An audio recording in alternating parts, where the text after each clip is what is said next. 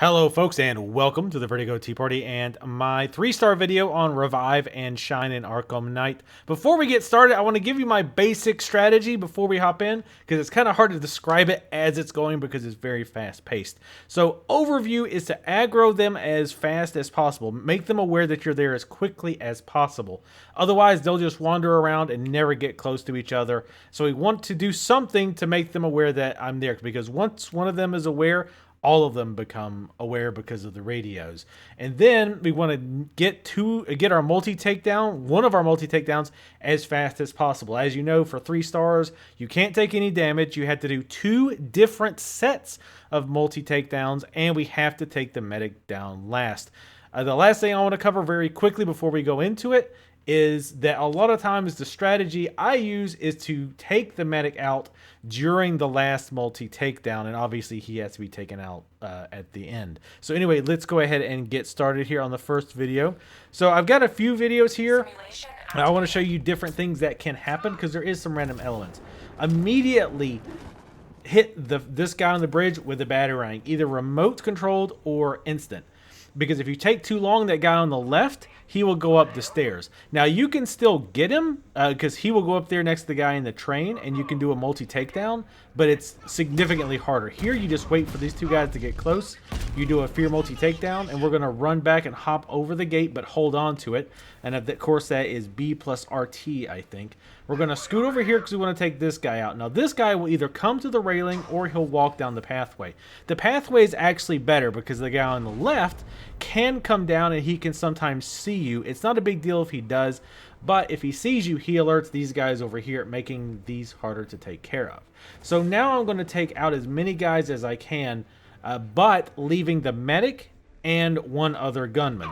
The reason is because once you have your fear multi-takedown, your first one done, the goal, at least the way I do it, is to take out the medic during your last multi-takedown. Obviously, if another opportunity presents itself, so you don't have to worry about that, take it.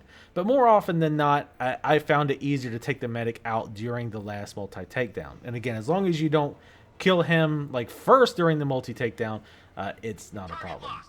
So typically what will happen here is a soldier will be close to the medic and you can try to take them down together. However, they didn't happen this time. This guy was way on the other side.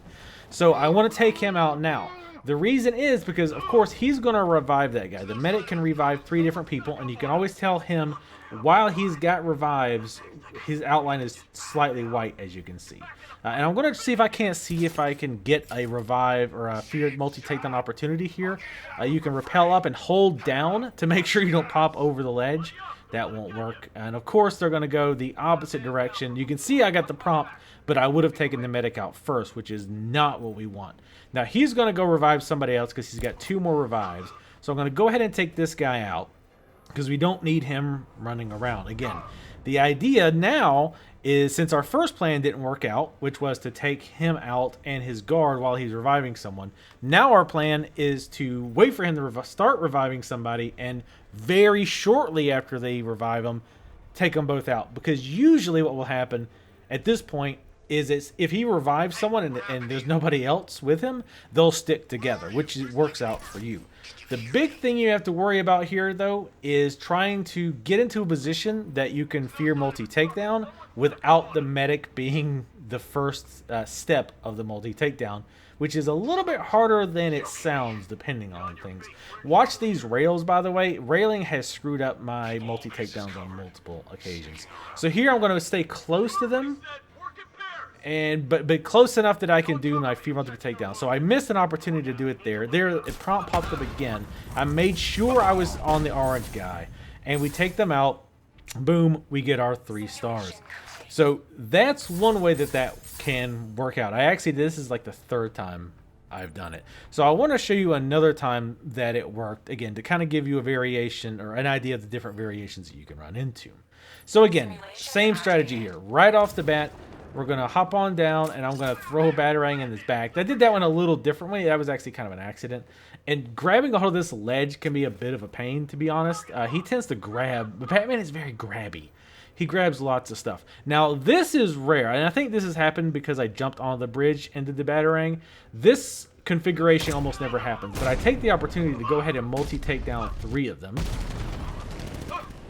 And then what we're going to do here is smoke pellet to get out of here so we don't take damage, because of course if we take any damage, we lose a star. So you might as well go ahead and start over and just get out. That's all that matters at that point, to lose them. It doesn't matter what you do. So now I'm like, okay, I see the medic on the far left, and he's coming over here where these guys are. Well, this guy I just need to take out, the one who's coming right for me. So I'm going to hop over the railing here, wait for him to come around. Everybody else is far enough away that I can easily take this guy out without them seeing. Their vision isn't very good. Their peripheral in particular is pretty bad. But now I want to hop back over here. There's 2 of them alive, 2 regular guys alive, and he's resurrecting one. So I drop down and take this guy out quickly, because this was a perfect opportunity. You have to be, even watching this, as you can see, there's random elements in play, and you've got to take advantage of opportunities as they come up. This was perfect. He was in the way of the medic, and I had my fear takedown up, so I could, boom, take him out very quickly. As you can see, the time was really good. I got lucky there.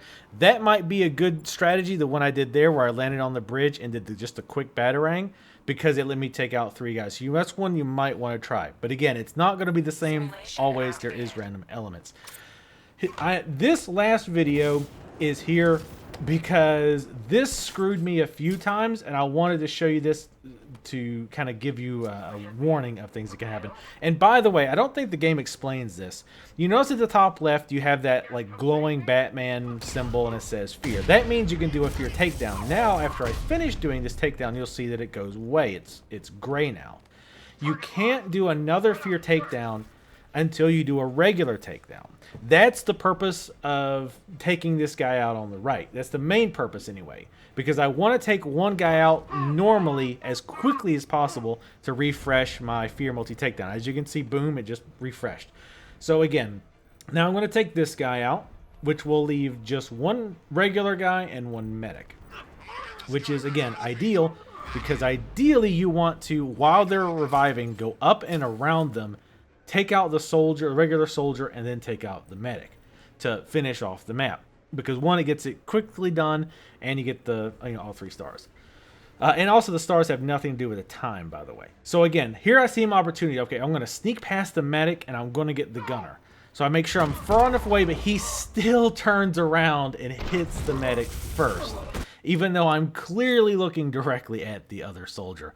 So be aware that that can happen. It's a royal pain when it does. It's very, very frustrating when it does. I don't know if there's a way to avoid that, but it's just something you want to keep in mind. It definitely makes that a little bit tougher to do. But anyway, that was my video on how to do the revive. I'm sure there's better strategies, but that's the one that's worked for me. The time is actually pretty good. The timer doesn't start until you actually knock out the first guy. Again, the timer doesn't seem to matter on anything other than the leaderboards. And honestly, it looks like people are already cheating on the leaderboards, at least on the PC version, because I see people with less than 1 second on the timer. And it takes longer than that for the timer to stop from the last time you take a guy out. So pretty sure there's a lot of people cheating already, so it doesn't really matter unless they fix it. Anyway, thank you guys for watching. I do have a Let's Play of this game going on hard difficulty if you want to check that out. Link will be in the video description below. Otherwise, leave comments in the comment section below. I definitely want to know if this helped you at all. If you have any other tips for other people doing this, just definitely leave them below. Thank you guys for watching, and I'll see you next time.